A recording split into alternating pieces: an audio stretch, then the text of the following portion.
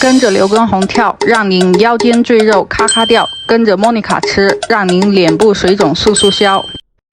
通过上一期视频的饮食调节，我的肥臀粗腿确实得到了明显的改善，可不运动减肥的弊端也开始显露无遗。看看我这干瘪凹陷的臀部，叫做种瓜得瓜，种豆得豆。即便身材恢复到了产前，可依旧顶着那张70公斤时的葱花大饼脸。震得我这个脑子现在冒冒的一片。那我今天就继续跟大家分享如何透过饮食来瘦脸。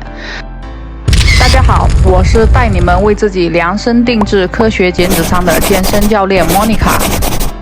准确来说，我这张脸不是胖，而是水肿了。导致我的脸部浮肿的罪魁祸首就是那失控了的甲状腺激素。基于咱这也不是一个科普的频道，作为想要减肥的咱们，只需要了解2个重点：一、甲状腺激素的高低决定了咱是易胖还是易瘦体质；二、碘是甲状腺激素合成的原料，人体无法自己合成，只能从食物中获取。正常人每天碘的推荐摄入量为150至300微克，每日安全碘摄入上限为1000微克。关于盐的含碘量，就拿市面上最常见的3种盐来说，碘含量由低到高为海盐、加碘食盐、喜马拉雅盐。假设通过盐来补充人每日所需的碘，那所需的盐量计算如下。后面我会重点讲解烹饪哪种食材更适合选用哪种盐。现在让我们来深扒一下那些导致我出现以下症状的因素。一、由于我从小就爱吃重口味，所以碘盐的摄入量绝对超过了6克。二、由于辞职陪孩子奔波于各种治疗的那段时间里，我整宿的睡不着觉，这就导致了压力激素过高。三、失眠之后，我又经常用酒精来麻痹自己入睡，这又导致了雌激素分泌过量，这些都是造成我甲状腺受损、脸部水肿的元凶。根据理论，甲状腺功能失调应避免摄入一、含大量致甲状腺肿素的食物，如下。因为致甲状腺肿素会阻止人体对碘的吸收，所以我的解决方案是烹饪时加入富含碘和硒的食材，如碘含量高的喜马拉雅盐和硒含量高的大蒜。二、碘含量高的食物如下。值得注意的是，不同地区的土壤含碘量不一样，所以蔬菜的碘含量也不尽相同。而我们今天聚焦的重点是，烹饪这些食材时，选用碘含量最低的海盐，或加入含致甲状腺肿素的食物，来降低碘的吸收。三、含大量草酸的食物如下。因为大量的草酸会在甲状腺中累积，并偷走我体内的矿物质，加剧我的内分泌失调。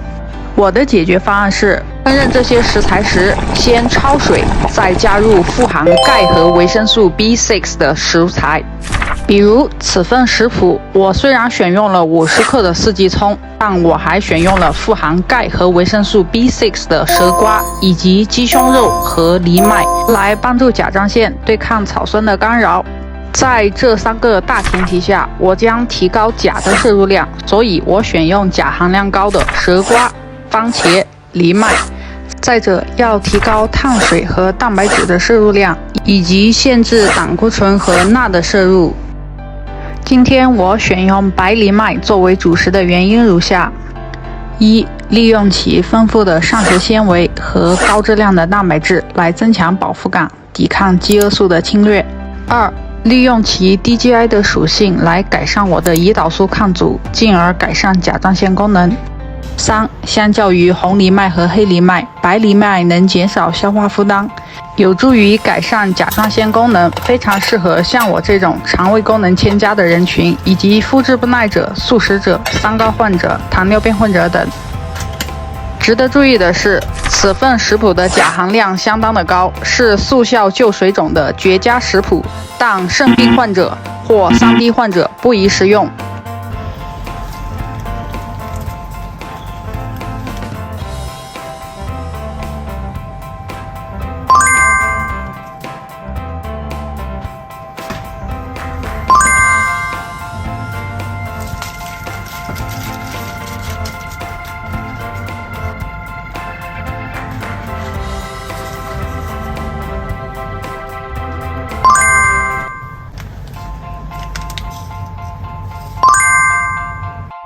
蛇瓜是原产于印度的一种蔬菜，虽然名字听起来有点恐怖，但胜在其营养丰富，能促进消化、利尿消肿、降血糖，但脾胃虚寒者不宜食用。将其切成1厘米左右的宽度。所有食材都称量准备就绪，注意4季葱可以切成2厘米左右的长度，且把葱白和葱叶分开来。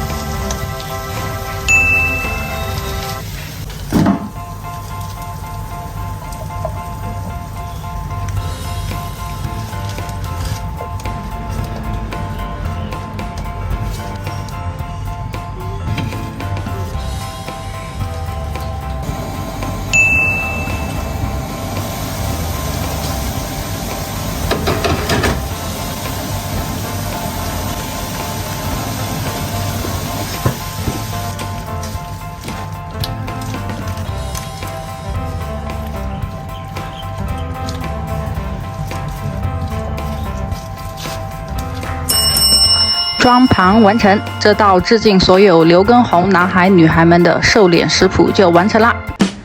跟着刘畊宏跳，让您腰间赘肉咔咔掉；跟着莫妮卡吃，让您脸部水肿速速消。